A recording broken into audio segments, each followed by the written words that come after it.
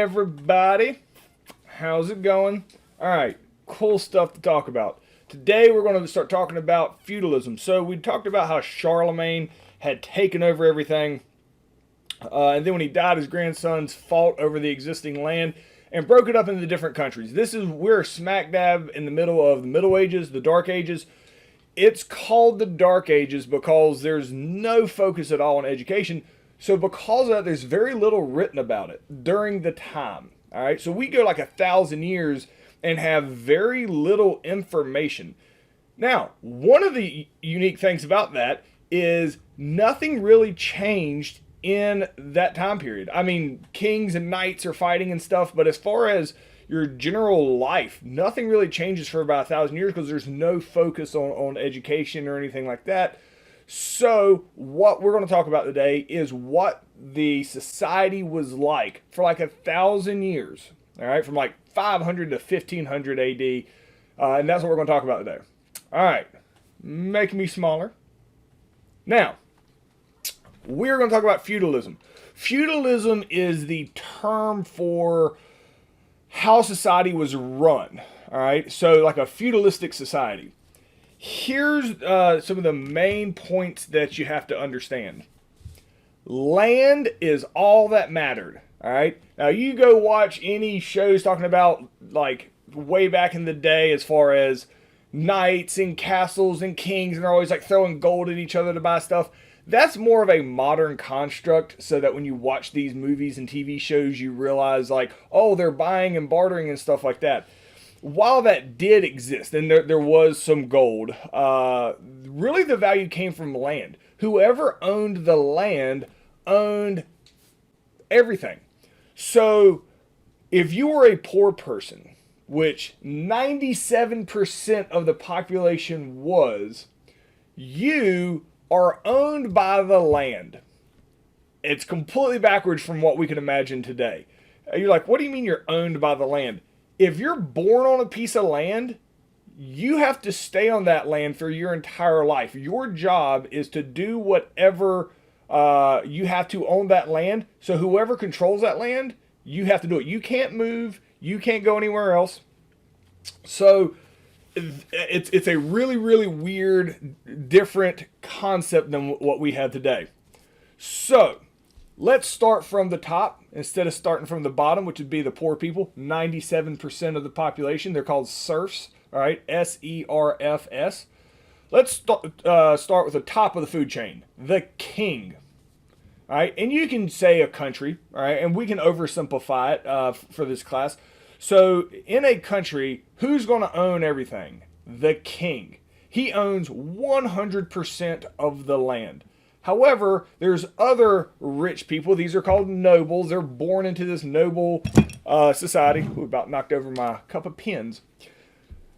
So what they do is the king will give these lesser nobles. They're all nobles. The top 3%, they're all called nobles. The king is a noble as well. The king will give some of these lesser people land. All right. So when you have land, you have money and wealth.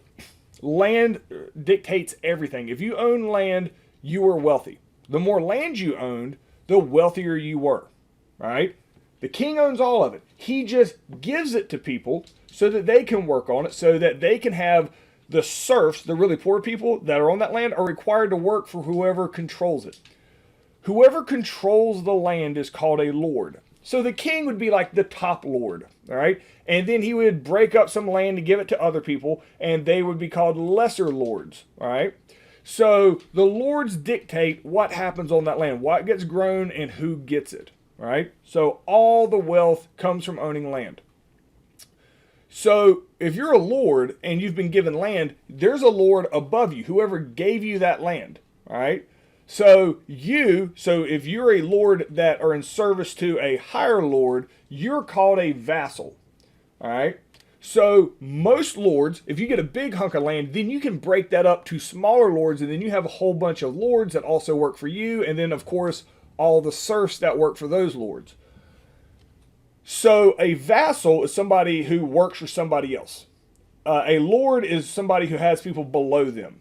The only noble in a country that is not a vassal, means they work for nobody, is the king. All right? So this is feudalism. This is how it gets split up, is the king decides who all the land goes to. So the question here is, can a person be a lord and a vassal as well? Yes, almost every single lord, really, except for the king, is going to be a lord and a vassal. Because if you're a lord, you're in charge of stuff, while at the same time, you owe people above you, whoever gave you that land. Here's the big catch. And so here's a little picture. Talks about how land was held. The king gives it down to these lower lords, who gives it down to even lower lords. And these are knights, and we're going to talk about them. And then it all comes down to the serfs. They're the ones that are doing all the work on the land. However, if you have a really mean lord and you don't like them, you can't pack up and leave. The lords have complete and total control over whoever is on the land they control. The lords decide who marries who, what you're growing, what you're doing on a daily basis. If you're a serf, which is 97% of the population, you have no say-so over anything. Your entire life is in service to whatever lord that you are under. They may not even know who the king's name is, all right? But they know who their local lord is that controls their land and makes them work, all right? So land ownership was like a no-go for the serfs at any point in time. All right, so it goes all the way down from the top to the bottom, and only the king is the one who doesn't have to give anything to anybody. So here's the big catch at the end, though. Here's how the kings always stay in power. Here's how the lords always stay in power. If a king has given you land and you're a lord, you can be super wealthy, everything is good. When you die, you don't give your land to your kids.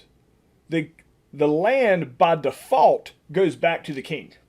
So the king gets all that land again. So even though he's giving it away, he never actually loses it. Now, the king a lot of times will be like, hey, Lord Billy over here did a really good job, and he has a son that's going to take over. I want to let them continue to do it. That typically is what would happen, and that's what would make sense. But you don't actually own your own land under a king. So the king gives it to you, but when people die, it goes back to the king. It goes back up the food chain. This way, there's no way for the richest people to ever lose power. This is why it lasts for 1,000 years. The peasants, they're doing all the actual work, all right, completely uneducated. They don't know what's outside, the farm they live on, more or less, or their little town. Whoever owns their town as a lord, they're never allowed to leave. They might be able to go trade and stuff, and you're like, well, what happens if they decide to run away? They'll kill you. I mean, it'll be as they call it medieval punishment for a reason. It would be bad. But it didn't happen. That wasn't society. Nobody questioned their place in life. People were very religious. So the government had almost no real authority. The nobles just did their own stuff to be rich and did their own rich people stuff. And we'll talk more about that. So on a day-to-day basis, who keeps 97% of the population in check? The church. Very religious. The church is really the moral authority that these people have. They're like, man, this really sucks, but I'm going to do what I'm supposed to, and then I'll go to heaven and life will be better then. The church is really the stabilizing and unifying system in the average life of a peasant. All right. So we talked about that. Talked about when they die, it goes back up the food chain. So here's a construct of the pyramid of power in feudalism. Again, lasts 1,000 years. There's a king who owns everything in a country. They're born to that position, or if you go fight and kill them and take it over, you can do that too. Tons of movies and TV shows that talk about all that. So you have a king, and then he can give away land to these powerful nobles. Then the nobles will give it out to lesser knights and break it all up. And then it's the serfs and freedmen that actually do all the work, who don't actually own any land. They're just the workers. So, what determined how wealthy a lord was in feudal society? We talked about this. Who would be who's the wealthiest one? The king, and why? That's what we talked about. What did he have the most of? Even though he gave it away, it'd come back to him if people die. So that's why the king was the wealthiest. All right. So the relationship between the lords and the vassals. So the lords are the guys in charge, and the vassals are the people who are like lesser lords, made of a big part of the political structure of the time. So how the like the higher lords and the lesser lords, king does whatever he wants, but you have like the nobles. We're still talking about that 3%. The serfs, we hardly even talk about them. How they intermingle with each other, that is most of what society was, is like the political bickering for who gets to own what or whatever. So all nobles, regardless, were all vassals of the king. Because if the king just decided he didn't like a noble and says, give me all your land, like he can shut you down and make you a serf almost immediately.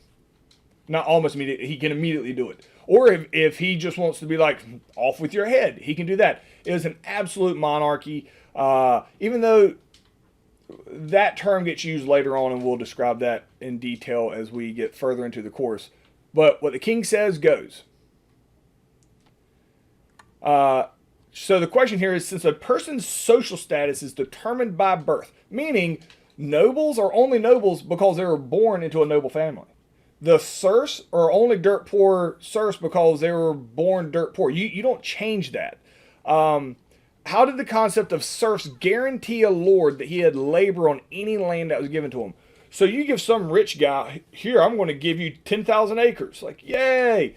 But he's not going to go farm. He needs people to work on it. So when the lord is given land, there are already people that live on that land. Those serfs already live there. So when a lord is given land, he is also given all the people that live on that land.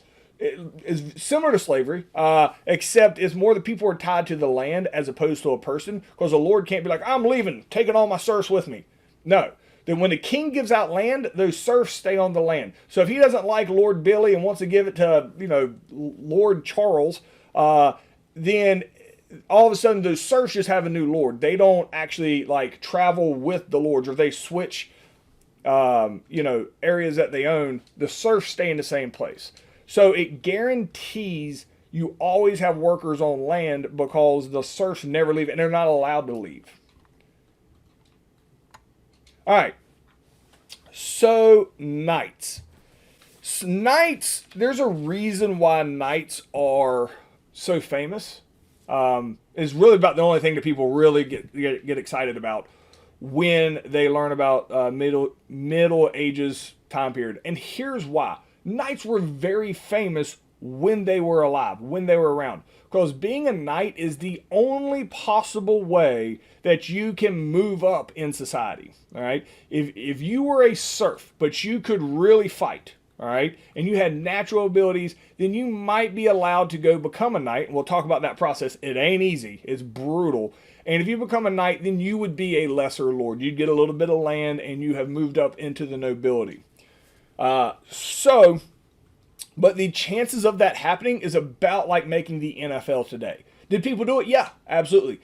The chances of doing it are so incredibly small that it's crazy. But since peasants knew there was a chance it could happen, all right, then they loved the knights that were able to do it, because they're like, oh my gosh, maybe I could move up too, even though I'm 55 years old and I got one leg, kind of thing. That they think there's no way that they would be able to do it, but they're glad it happens. So knights, there is no army, all right? So if you're a lord and a opposing lord wants to come attack you and the king doesn't care, if you die, he takes your stuff. I mean, this is the Middle Ages. I mean, there's no, you're not going to appeal to any court system. That just doesn't exist. So you had to have your own army. So every lord had to have their own army. And how do they get that? Get a knight, or get a collection of knights. Now, knights are extremely expensive, and you have to train them for like 20 years until they're a really good fighter, all right? And if they survive all this training, all right, they're not doing it for free, all right? You have to pay them. And what do you pay people in? Land. So if somebody became a knight, all right, they would then get land, and they'd be a lord of their own land. So they've moved out of serfdom, right? Now, a lot of times nobles, they already have all the money to buy the good weapons and put them in good training and all this. If you're a noble and you're halfway athletic, you're going to be a knight. This is just how it's going to work out. But there is a chance that if some noble sees a kid, and it's a boy, I mean, you start training at like 7 years old. If they're like, that kid's got promise, and they decide to take you in and spend 20 years training you, where they have to feed you and give you a place to live and all that for forever, all right? And then you become a knight, that's really the only way you're going to come out of serfdom and become a knight. But it does happen, all right? So knights were a huge part of society. The richer the lords, the more knights they could have. Because again, how are you rich? How much land do you have? If you have a whole bunch of land, you can divide that up among the lesser lords or among more knights, and therefore you can have more knights and more fighting force. All right? So those that were the richest and had the most land also had the most knights because they could divide their land up in more pieces because they would have more knights.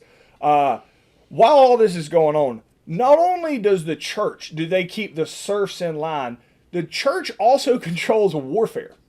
Like, it's crazy that now they're not out there being the referee, but the church is like, oh, I see all y'all are thinking about fighting each other. Just want to let y'all know we have church on Sunday. So because of that, you can't fight on the weekends.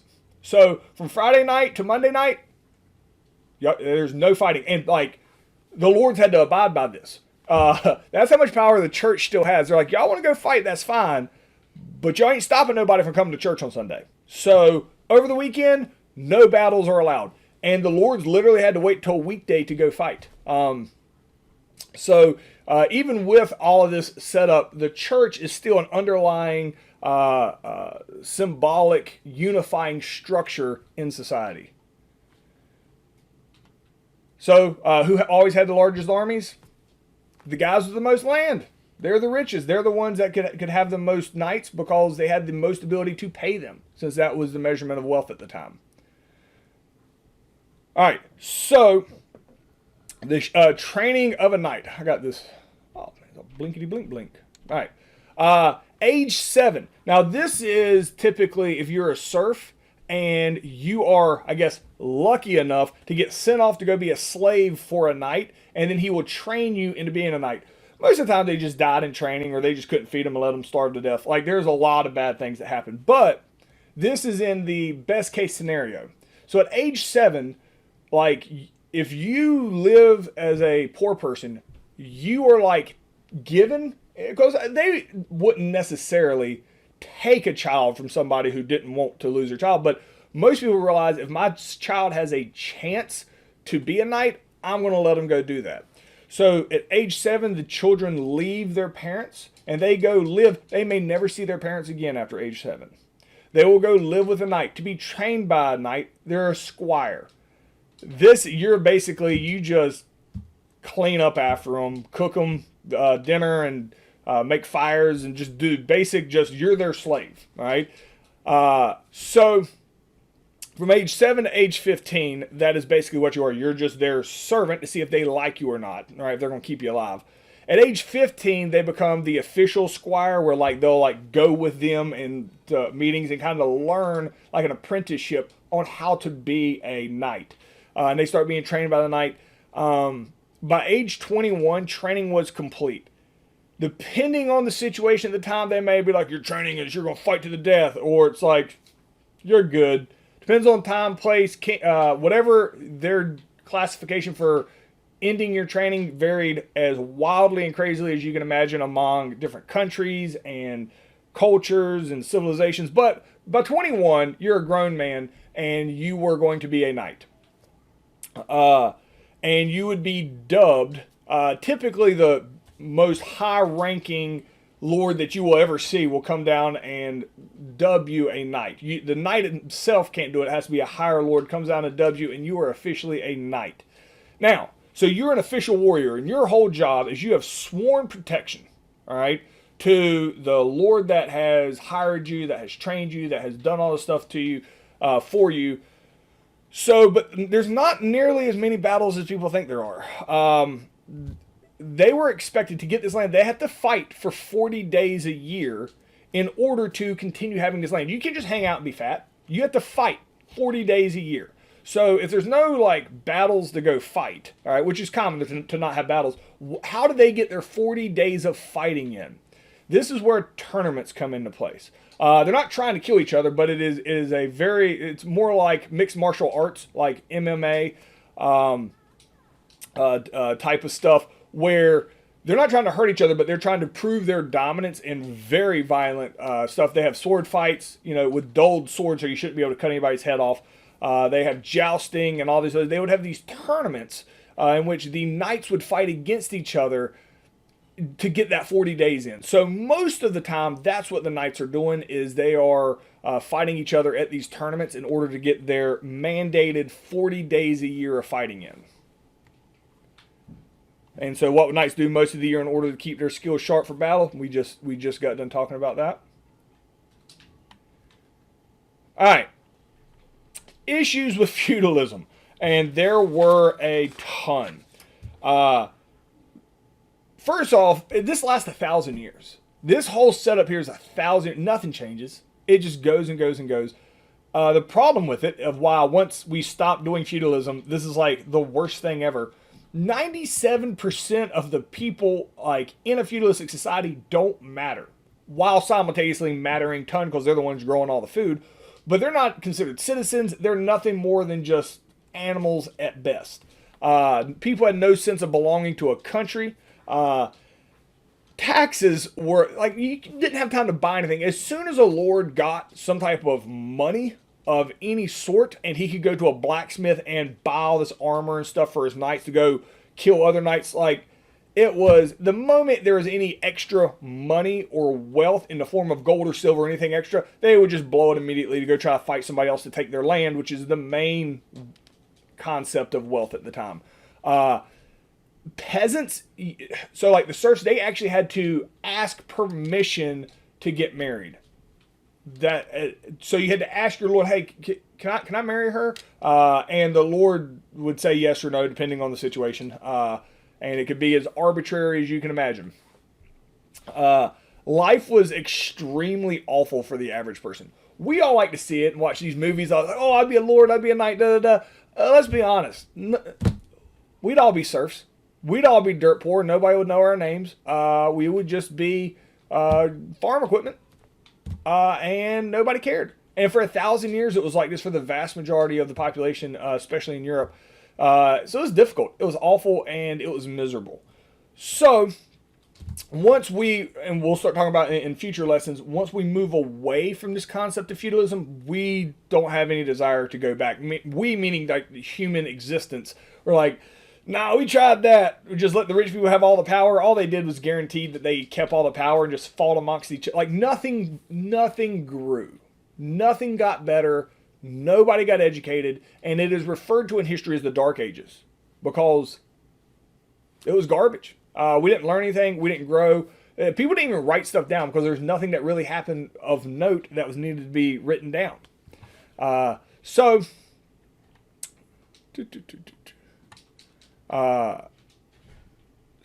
number 20, why would the vast majority of the population dislike the rigid class structure and the emphasis on social order that existed in feudalism? So when they talk about the rigid class structure, they're talking about how serfs stayed serfs and the nobles stayed nobles. And that the emphasis on social order, meaning like know your place. You're either a serf, you're a knight, you're a noble, you're a king. Like, why would the majority of people dislike that? Well, the majority of the people are what? They're the bottom 97%, and you can never improve your life. So that's why the vast majority of people dislike the strict social order, but you'd never known anything different. Nobody has doing anything different, so they weren't even smart enough to question this at the time because there was such a lack of focus on not only education, but on critical thinking skills in general.